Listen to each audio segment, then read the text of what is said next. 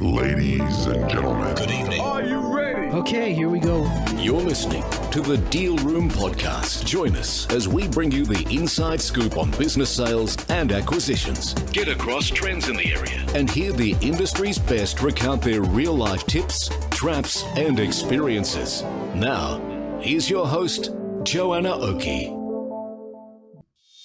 Hi, it's Joanna Oakey here, and welcome back to the Deal Room Podcast, a podcast proudly brought to you by our commercial legal practice, Aspect Legal. And today we have Michael Quinn, and today Michael and I are talking about a very interesting case that has recently come down from the federal court. Now, this case relates to the founder of Billabong. So Gordon Merchant started Billabong, the surf brand. I'm talking about the surf brand Billabong, back in the 1970s, and he made a bucket of money, used it to buy a minority shareholding in a revolutionary bioplastics company called Plantic. And then later in 2010, so we're talking, 14 years ago now, purchased the rest of the company for more than $10 million. But after pouring in more than $55 million in loans, he decided that he wanted to exit Plantic, so that new business, which would mean coming into a lot of cash. So at the time, he therefore approached his tax advisors about how to structure the sale. Fast forward 10 years later, so now 10 years after receiving that initial tax advice on the sale, the federal court has now found that the sale structure that was set up was a tax avoidance scheme. And this led to an extra tax bill of, wait for it, $50 million. Okay, now that's sure to be a shock to any seller. Gordon is now pursuing his tax advisors in court, alleging negligence in the advice that they provided. But of course, he's probably just adding to his expenses right now on lawyers, unless and until he's successful. So I thought this would be a very interesting case to have a little bit of a discussion about, both because it relates to a very important issue of tax at sale and tax planning, and some of the risks in perhaps getting an outcome that might seem a little bit too good to be true, but also for some of the learnings that it reminds us of some of the potential issues in a share sale environment rather than a business sale environment. And that relates to issues caused if the company accounts and balance sheet aren't properly cleaned up before a sale. So if you're interested in finding out what exactly went wrong for this seller that led to them receiving an extra tax bill of $50 million and some other things to be a bit aware of as if you are venturing into a share sale, then buckle in. Here we go with our discussion with Michael. Michael, hello, welcome to the Deal Room Podcast. Thanks, Joanna. Oh, look, it's such a pleasure to have you here, and thanks for being available on short notice. Look, I saw this case pop up and I thought, who best to talk about it with than Michael? So thanks for being here to have a chat about it. Now, what a fascinating case. Fascinating in so many ways. I think fascinating because it shows maybe some risks in trying to get a bit too sharp or creative with our deals. But also, and of course, everyone wants to save tax, right? Everyone wants to save tax. But also super interesting looking at some of these things that I actually think are very common conceptual issues that are made by sellers, forgetting the importance of getting their businesses or their companies ready for acquisition, and this concept of leaving loans in the company that need to be dealt with, like it's not a new thing. So no. I guess from your perspective, why don't you tell us, like, what are your thoughts when you had a look at this case? What immediately popped into your mind? Certainly, there were a few things, Joanna. As you rightly point out, I'm surprised that there wasn't some tidying up of, and there were a number of entities involved in this transaction, but I'm surprised that the group wasn't tidied up more than it had been tidied up. For example, there were loans there, and part of the advice was to forgive those loans. Now, the tax office is very much looking at debt forgiveness, and it's very much, if it's not done the right way. So it's surprising that that wasn't thought through a lot earlier. I'm not au fait with the minutiae of this particular matter, but I would think that, as is the case with fairly large deals, they tend to go on and they can take years to come to fruition. So I would have thought that there'd been a fair amount of pre-planning involved here. Yeah, so There was a large loans, 55 million in loans here that essentially were then, I think it looks like what happened is that those debts were completely forgiven as part of the sale.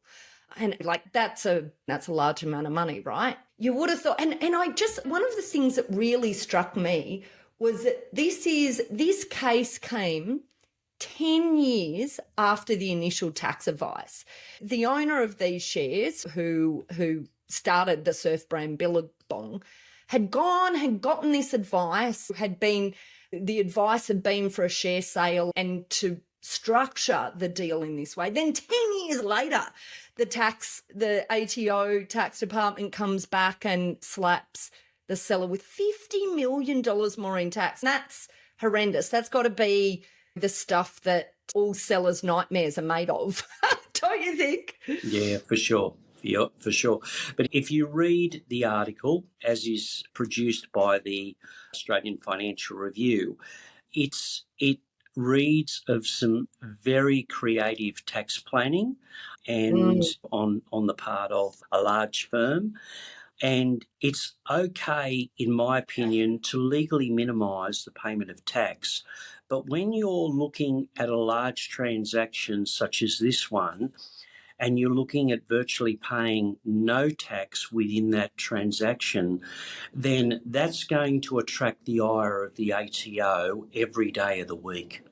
Yeah, I think that's a really good point, Michael, because one of the things is we know our clients often come in with, and this is not always the case, but just in some cases, we have sellers come in with perhaps unreasonable expectations of taxation outcomes. And it really is a reminder not to try to get too sharp. You've got to exercise a degree of caution in thinking about tax. And as we both know, we have lots of clients who are able to use various concessions who can get to a zero tax outcome, who can get to amazing tax outcomes. But this is not an example of someone who is going to be able to meet the small business CGT exemptions, right? That's right. Exactly.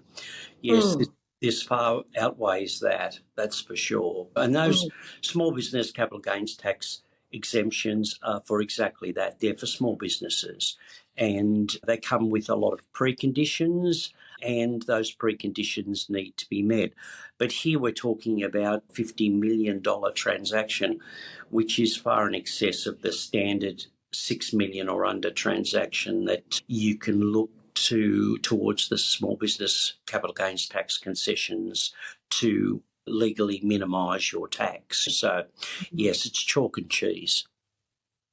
And I guess, so I think there's certainly this attitude of clients in relation to the sharpness that they're after and how close they want to try and play to that line. So that's the first thing. But the second thing that I think is really interesting, though, is the importance of getting your company ready before a sale. If you're going to enter into a share sale, and in this instance, obviously it was a loan that was sitting there in the books, but we see this all the time. And I don't know how often you see it, Michael, but where there has been tax planning in the past, and tax planning in the past has involved all sorts of shareholder loans. And in order to deal with those shareholder or director loans, there needs to be ideally tax planning over time to clean up these entities. Maybe just tell me a little bit about what is issues in those situations when sellers come into you and they've not thought about sale in advance.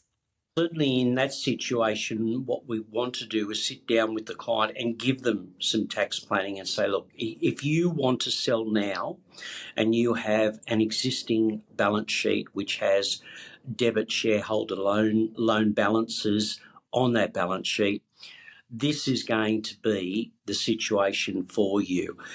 You need to tidy up those shareholder loans. And oftentimes what we will do is say to them, look, do you really need to sell right now? Would it be better if we created an exit plan or exit strategy for you whereby we leave it for 12 months and we tidy up the balance sheet and get it to a stage where it looks a lot more presentable, in inverted commas, for sale? But not everybody, as you'd appreciate, Joanna, wants to wait that long. And when people make up their minds to sell, then they can't be swayed from that under certain circumstances. Yeah, no, you're absolutely right. But it also goes to the importance of thinking about these things early, but also then engaging with the right advisors, because I think what sometimes happens is that these sellers maybe in passing have mentioned to their everyday compliance accountant that they're thinking of selling, but that hasn't generated the discussion that should be generated at that point, which is, okay, let's get ahead of this. Let's look at tax planning well in advance so that we're getting ourselves in a situation that when you're ready to sell, we can jump on it quickly. And not just loan accounts, obviously.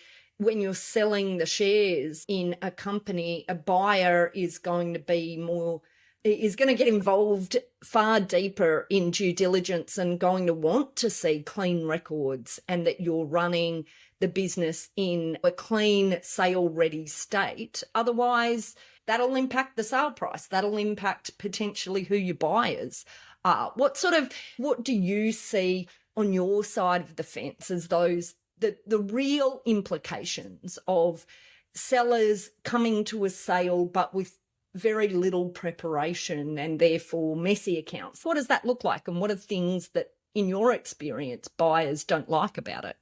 Invariably, they're the sorts of sales that don't reach finality. They don't reach the conclusion. They don't actually settle. So because there's share sale involves, just as you've mentioned, Joanna, the buyer doesn't want to find skeletons in the closet because the buyer is buying the company. So the buyer generally will undertake detailed due diligence to ensure that there are no skeletons in the closet, so to speak.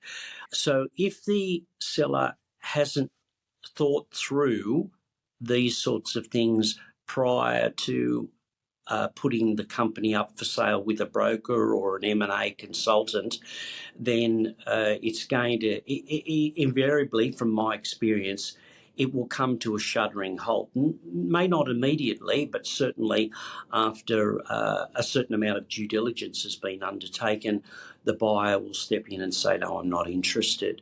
To be fair to accountants and lawyers, there are many instances where the client will, without consulting their accountant or their lawyer, decide that they're going to just sell the company or sell the group, and may decide that they've been told by someone that the share sale for them as the vendor is the best option. So they decide, okay, there's the share sale here.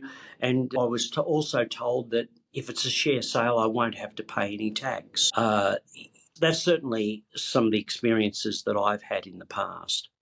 Yeah, because Joe Blow down at the pub told them that they sold their company as a share sale and they sold no tax. That's it, getting the pub advice. Exactly, Michael. This is what we have to deal with.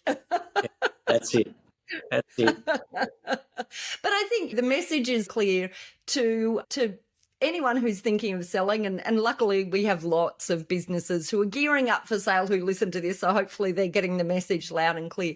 But also for our friends, the business brokers and the accountants who deal with businesses as they're potentially approaching sale. It's about taking all of this stuff really seriously and making sure, I guess from a broker perspective, that your vendors or potential vendors have gotten proper tax advice. And for our accountants who are listening in, once again, recognising maybe where you may or may not have a skill set. If you don't have a skill set, making sure if you know your clients are getting into a potential sale period, making sure they've got access to the right advice. Or if this is your skill set, making sure you're asking questions in those annual reviews of your clients so you can really be on top of it. What are your thoughts with all of that, Michael? And any other tips, I guess, you have for our listeners, depending on which side of the fence they're on?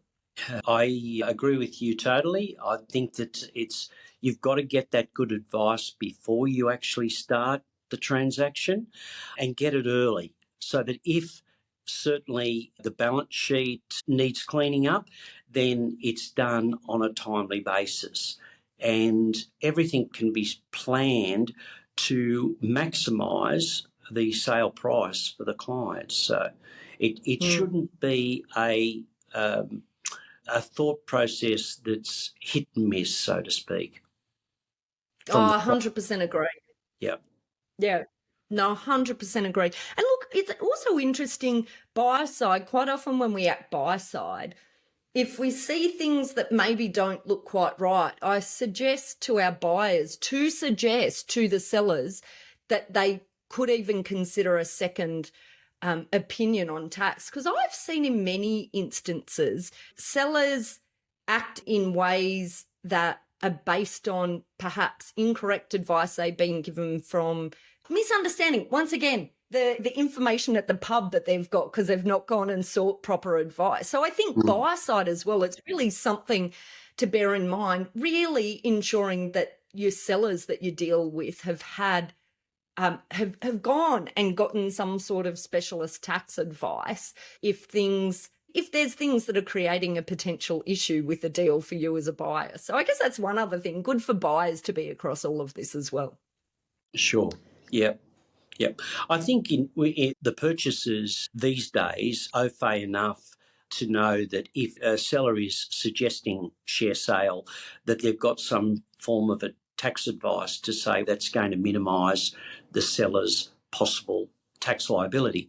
But I think you're right. I think that hark back to this $50 million transaction, to involve yourself in a $50 million transaction and get tax advice where you paying no tax. That's very creative tax planning, as I said at the outset.